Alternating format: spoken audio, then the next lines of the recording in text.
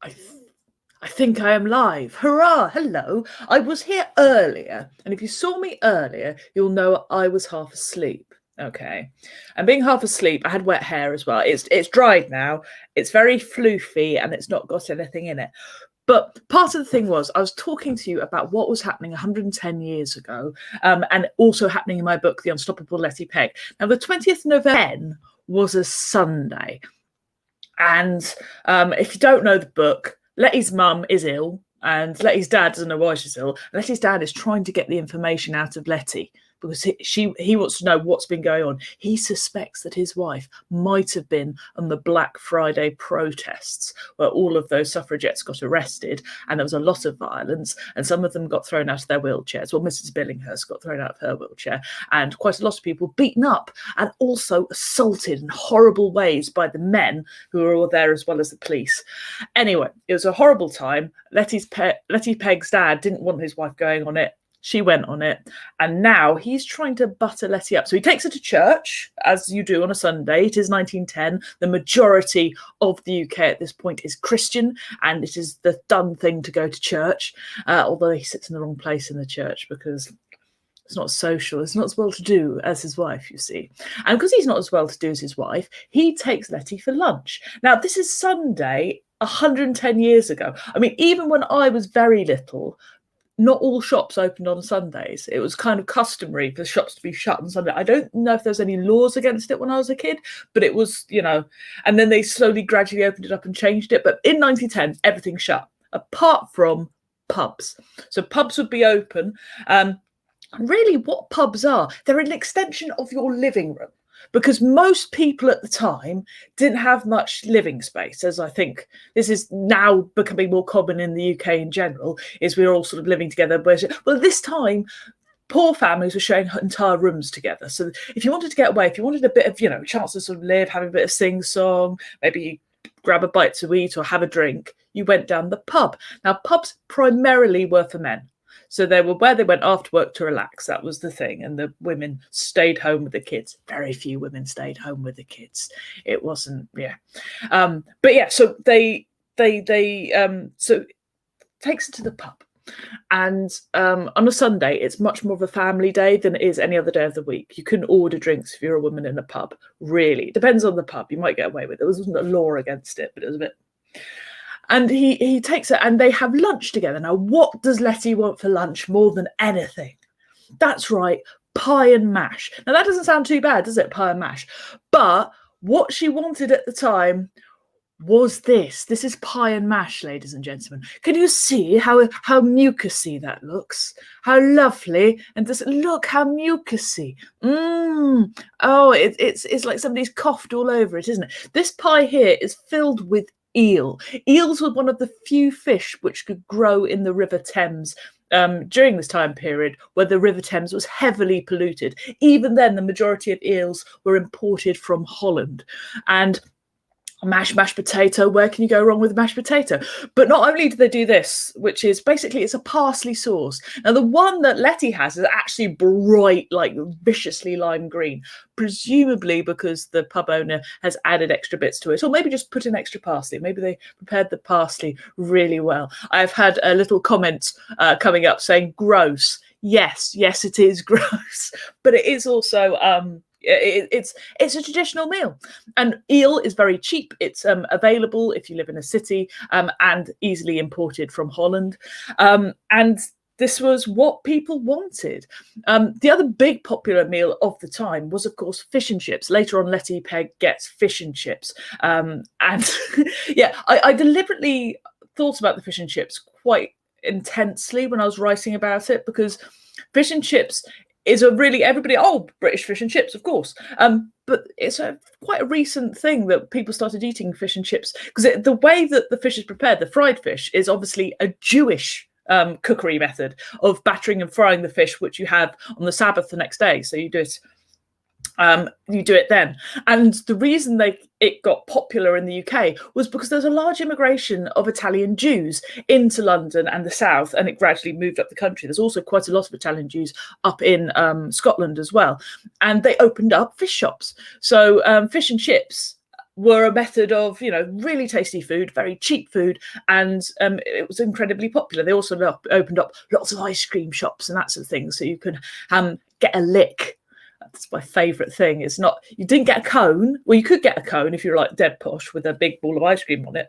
Like, you could, for a penny, get a lick, which is when you get given this little sort of like the thing. It's almost like a cone, but it's a bit of glass. I shall use this little pot here. So imagine that size. You'd get a bit of ice cream, put on that, and you'd lick it off, and then you'd hand it to the next person who'd lick it. I mean, it's not very hygienic, but there we go. But yeah, so. And why were fish and chips and meals like pie and mash, which you could get somewhere, you could go to and buy quite cheaply, why were they popular? It's because people didn't have kitchens. There was no electricity at this time. To cook took a lot of time. You basically, if you wanted a kitchen, you'd need a wife who didn't have to work, which meant you had to earn a lot of money. And London was incredibly poor at the time. I'm just going to make this smaller and go to. Now, this is one of my favourite maps in the world. This is Charles Booth's map of London. It's a poverty map, which thanks to booth.lse.ac.uk if you want to check it out. Now, Letty lives in this part of London in Westminster, and she lives there because her dad is a metropolitan policeman, and they had houses there on Erasmus Street, which I think had a different name at the time, but I wasn't sure when I wrote the book, so it's Erasmus Street in my book, which might not be the same. So they live around in this area. Now, what you have to know about this is that yellow indicates really posh upper class, red is comfortably off middle class, and blue is kind of struggling a bit, poorer working class, and black, you're underclass. You probably don't have a job, drugs are rife, crime is rife, and life is really, really hard, lots of overcrowding. And as you can see, I've placed her in this area of London here, which is quite middle class. It's very nice, quite middle class, but also you can see up here, very close to quite poor areas. And the reason I wanted to put her here is because her school's meant to be quite good, not the best, but quite good. And over the road, you can see that over the Thames, you can see how poor this area is in comparison. I mean, certainly she's not in the poorest areas. The poorest areas are over in the East End, where you start to see these more black houses, coming up. I'm just going to zoom out so I can get to a really poor. Oh, look up here. You see, look, Camden, and Lambeth and places like that. So all of these places are, no, that's red, that's middle class. Hang on, where have you gone? Where have you gone? There's some blue there. But the point is, they were making these maps, and I knew somebody at university who is really worth checking out, because all these areas, the Pall Mall and everything else, are still very posh. Thank you very much. Serpentine. There's a big, by the way, 1908, they filled this place with suffragettes, absolutely filled it. It was an amazing march. Suffragists, technically, but the suffragettes were there too. Anyway, so my point is, I wanted to place her in a really sort of mixed up class area, so she would feel very, because at school, she's got people who are very posh, like Mabel. Mabel's on the cover. Look, there's Mabel. She's very posh. Now, Mabel obviously has first-class dinners, of course. She can afford it. Now, Lettice can also afford first-class dinners, but she wants to sit with Eleanor on the second-class table. So she gives her penny to Eleanor, and then Eleanor's able to move up from third class, and they can sit together on the second-class table. She thinks she's got a thing in. It doesn't work out. But the point is that the class mix is really, really apparent. And that's also apparent in Letty's family, because her dad is a policeman, working class man from the East End. And her mum is a very middle class, I would even say nearly upper class woman. And they've got together. And of course, Letty's in this sort of weird position because she probably talks quite posh. And then, around her age, she probably talks a bit like that. It's a sort of weird, because we forget how much class plays a role in the past. I would say probably as much, if not more, than gender and even race. Believe it or not, it's so important about knowing where you stand in society, about how you speak. If you've got there are good types and wrong types, and if you speak correctly, you're a good type, and if you speak incorrectly with a hint of dialect, you are a wrong type. Particularly Cockney, they were not, very accommodating to people who dropped their H's. So it really mattered back in those days what class you are. And one of the ways to tell what class you are is to see if, one, how crowded you're living, and also a really good way of mapping, doing these poverty maps and working out where poor areas are. You can also work out which areas of London are poor by how many fish and chip shops there are in the area. Because if there are it's a high density fish and chip shops, that means there are a lot of poor people needing food. Fast food equals poverty. So you can actually get a really good geographic understanding of a city like this.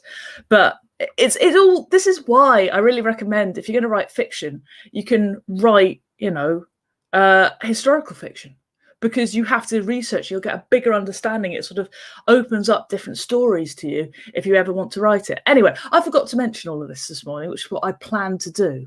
The sort of the fractured class society and how awful it was. I still, have issues with sort of first and second class and business class and all the rest of it. But back in those days, it really did matter. And, caste systems are still a thing today. So I really want you to sort of, get it in your idea that we have changed, and for the better, because, speaking with an accent's all right, isn't it? Yeah. All right. And this is, by the way, the last of the historical Letty Peggs for a while. I might pop in with some sort of going, oh, this happened today. That was a big event, but I'm not going to do it every day for the rest of time, because that'd be a lot and you'd be sick of me. So if you want to find out more, obviously please do buy the Unstoppable Letty Pegg, not the historical Letty Pegg. It is full of fun facts, which is true, and real characters. There are real characters from history in it. Other than that, thank you very much for watching. Thank you very much for the hearts and the messages. There we go.